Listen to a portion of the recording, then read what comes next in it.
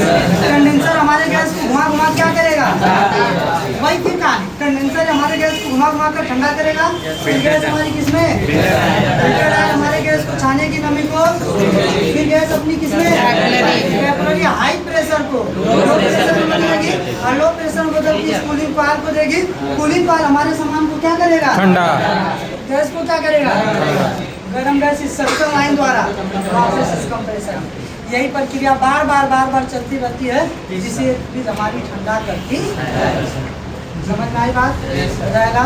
चला के दिखाऊं इसे, इसमें घी निकालना।